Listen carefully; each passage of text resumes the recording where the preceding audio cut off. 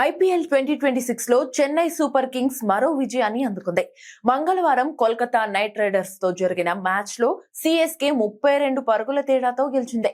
Hat trick ఓటముల అనంతరం వరుసగా 2 మ్యాచ్ల్లోనూ గెలిచి పాయింట్ల పట్టికలో కాస్త పైకి వచ్చింది.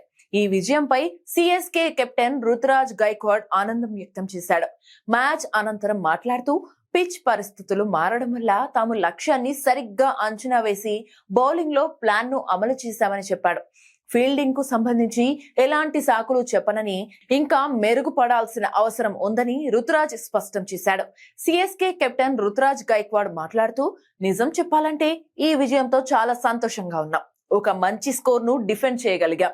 పిచ్ పరిస్థితులను బట్టి చూస్తే అది మంచి స్కోర్ అనిపించింది. మొదటి 7-8 ఓవర్ల తర్వాత వికెట్ పూర్తిగా మారిపోయింది.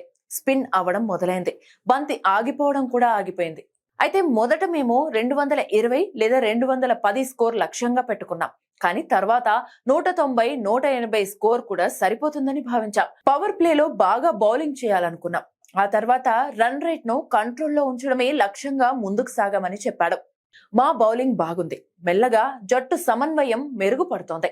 ప్రతి ఆటగాడికి తన పాత్ర స్పష్టంగా తెలిసింది.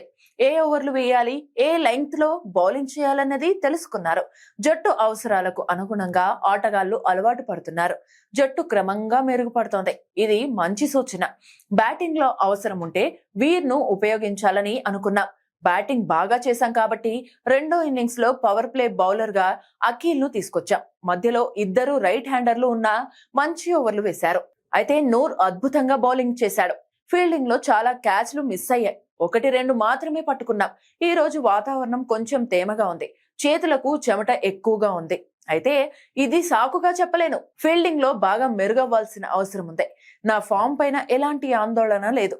ఫిట్నెస్, మానసికంగా బాగున్నా. ఒకే ఒక్క పెద్ద ఇన్నింగ్స్ ఆడితే అన్ని కుదురుకుంటాయి. అయితే జట్టులోని ఇతర ఆటగాళ్లు బాగా ఆడుతున్నారు అని రుతురాజ్ చెప్పుకొచ్చాడు.